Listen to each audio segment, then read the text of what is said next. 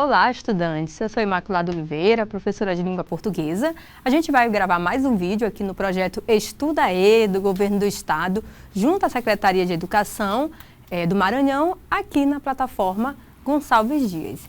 E a gente vai trabalhar hoje como conteúdo, um tópico bem legal, bem importante, principalmente quando a gente trabalha com textos literários, textos que têm mais essa questão da conotação, o uso mais artístico da linguagem, mais elaborado, E aí a gente faz a utilização de alguns recursos que contribuem para a gente proporcionar um efeito de sentido maior na informação que a gente quer repassar em determinados textos, principalmente os textos literários. E aí a gente vai verificar que alguns desses recursos, que são mecanismos, a gente tem a sonoridade, o ritmo, a gente tem as marcas linguísticas, que são pistas que a gente vai apresentando no texto, que vai sinalizando aquilo que o autor quer repassar, a ideia, a intensidade de alguma informação presente no texto. A questão dos discursos e efeitos de sentido, que são proporcionados por esses recursos, principalmente a questão da sonoridade e do ritmo na construção do texto.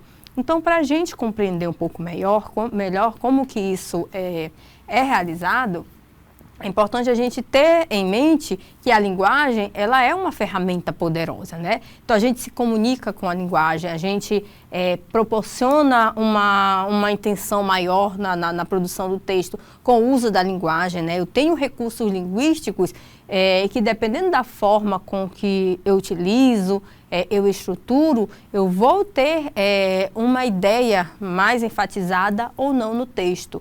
Isso tudo é possível pelo fato de que a linguagem, ela proporciona isso. Por isso que a gente fala que a linguagem, ela é uma ferramenta poderosa justamente na construção de sentido, Se eu tenho um bom uso desses recursos, eu tenho a figura de linguagens, eu tenho a questão da própria conotação, o uso figurado da linguagem, operadores, modalizadores, elementos linguísticos, conectivos. Se eu consigo fazer o uso de forma adequada para alcançar uma finalidade específica, eu vou ver que eu vou verificar uma riqueza maior no manuseio e no uso da linguagem. Por quê? Porque essa construção, essa estruturação que eu faço utilizando os recursos da linguagem, faz com que a linguagem seja essa ferramenta poderosa e enfatize melhor ainda essa questão da construção dos sentidos.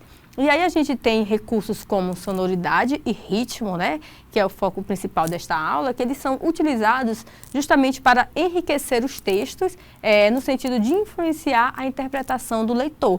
A gente vai verificar que eu posso ter um texto e apresentar uma informação, mas quando eu uso a sonoridade ou até mesmo o ritmo, eu dou uma entonação maior, diferenciada, e isso proporciona uma ideia de forma mais enfática no texto, Por isso que é importante entender como esses elementos, eles contribuem para esse efeito de sentido nos textos, Principalmente nos textos literários, nos textos conotativos.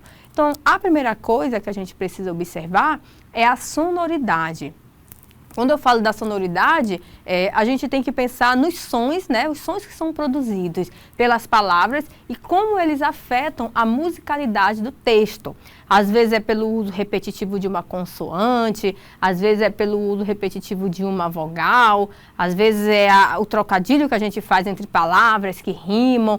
Então, essa organização e essa construção, a gente fala que é a sonoridade, porque diz respeito justamente a esses sons que são produzidos pelas palavras, A gente sabe que tem vários sons, tem sons que inclusive a gente verifica imitando sons mais conhecidos, sons que imitam chuva, tem as onomatopeias, e tudo isso a gente pode estar contribuindo para a sonoridade e enriquecer ainda mais o texto, Pensando no efeito do sentido. E pensando na sonoridade, a gente vai trabalhar hoje, vou mostrar para vocês, pelo menos 2 tipos de sons que são comuns quando a gente trabalha com a sonoridade, e a gente verifica essa repetição. A gente vai verificar tanto a repetição de sons que a gente chama consonantais, quanto sons que a gente chama sons que são de repetições de vogais, Aqui no caso, a gente vai verificar Primeiramente, os sons consonantais, né? Que a gente chama a sonoridade, a aliteração. Por que aliteração? É referente à repetição de sons consonantais. Quando eu olho no poema, versos de forma repetida, sons que são consoantes, a gente vai dizer que essa sonoridade está relacionada à aliteração. Então, a aliteração é a repetição de sons que a gente chama de consonantais. Para ficar mais claro, para a gente entender, vou mostrar aqui para vocês um trecho do poema, né, Violões que Choram, né? Então, aqui é um poema, é uma linguagem da literatura, é uma linguagem conotativa, e a gente tem vozes veladas, veludosas, vozes, né? Então, vozes, né? Som, essa ideia de o vevan. Então, o que é que eu tenho de forma repetida aqui? O V, né? Que é uma consoante. Então, essa repetição de sons consonantais a gente chama de aliteração e é um aspecto da sonoridade. E isso proporciona uma construção maior de sentido aqui no poema. Eu tenho volúpias dos violões, vozes veladas. Vagam nos velhos vórtices velozes, dos ventos vivas vãs vulcanizadas. Então, se a gente for fazer essa entonação, a gente vai ver que esse som de van dá uma entonação maior no poema, e isso é proporcionado pela sonoridade do recurso chamado de aliteração, que é a repetição de consoantes, né? Então, vocês podem verificar. Aqui o poema ele poderia ter outras palavras, né, para apresentar a mesma ideia. Mas quando a gente tem essa repetição do som, do mesmo som, no caso da consoante, né, do V, vozes veladas, veludosas, vozes. Isso dá uma ideia, né, dessa melodia e uma sonoridade que dá um impacto maior em quem está fazendo a leitura e até quem está escutando, né, a leitura aqui do trecho desse poema. Então, esse recurso sonoridade, por ser a repetição de consoante, é chamado de aliteração. Próximo recurso que a gente vai verificar também é essa ideia de repetição, mas é um outro som que se repete, que no caso são os sons vocálicos. Quando a repetição, aqui no exemplo de poema, de verso, é de vogal, de forma assim muito evidente, a gente vai chamar que o recurso de sonoridade é a assonância, né? Então, é muito próximo do outro exemplo que a gente viu.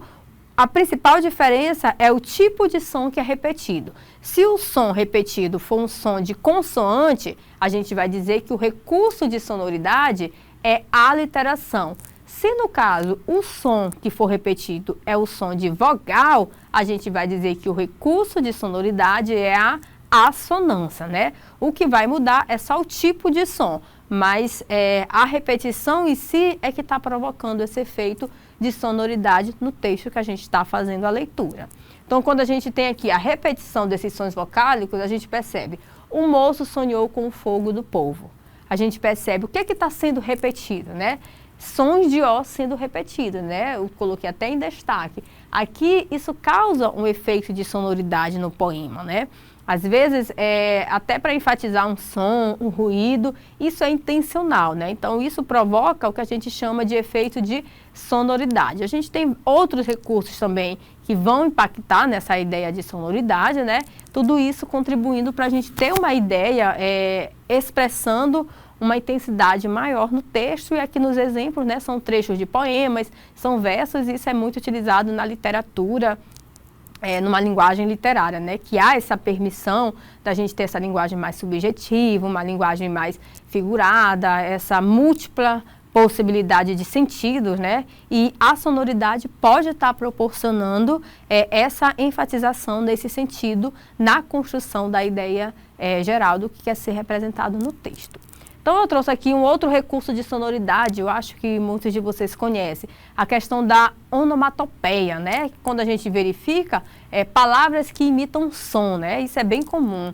O tic-tac do relógio, né? Tic-tac do relógio. Por que o tic-tac do relógio? Então, isso está imitando o som do relógio, né? Então, isso provoca um efeito de sonoridade. A questão da chuva, né? Eu não coloquei aqui, mas a chuva, quando a gente tem aquele som de shhh, esse som está querendo imitar chuva, né? Então, isso também causa um impacto de sonoridade. Quando eu coloco aqui, toque, toque, na porta, a visita esfria. esse toque-toque, né? Isso também tem a ideia de onomatopeia. Por quê? Porque também está imitando o som. Por que toque-toque?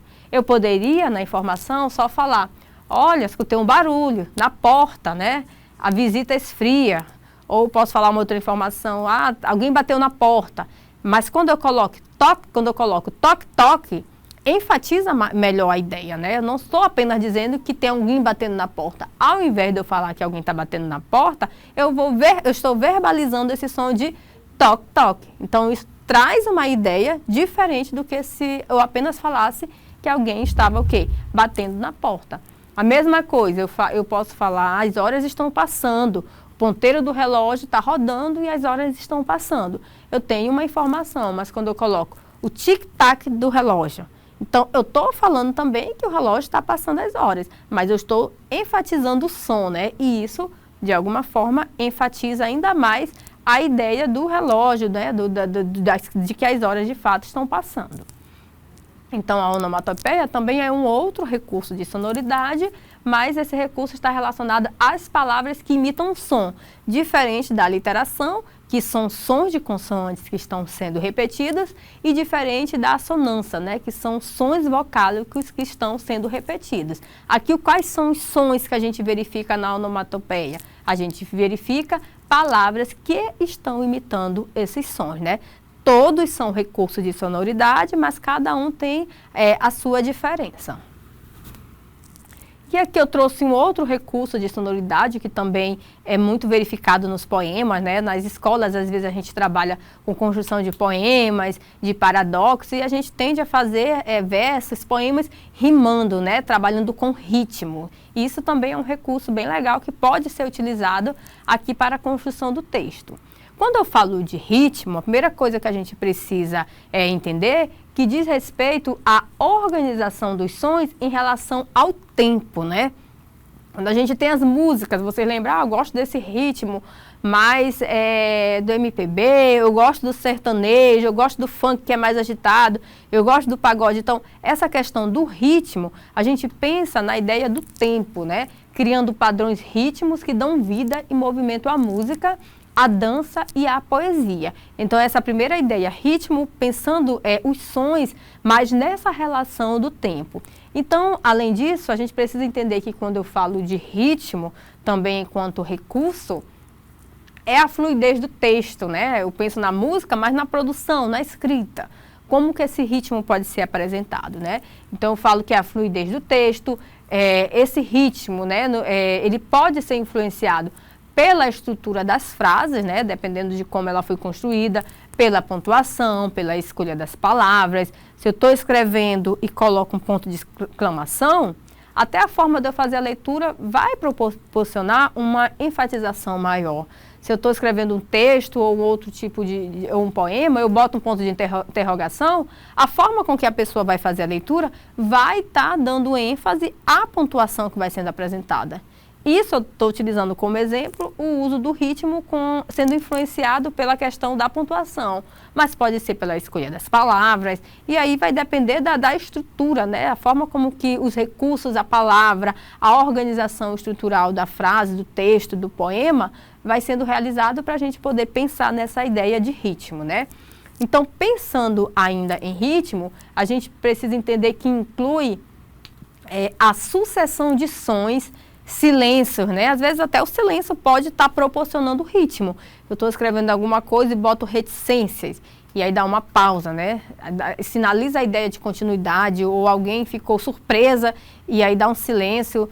Essa ideia também de sucessão de sons e silêncio também pode ser proporcionado para ter essa ideia de ritmo.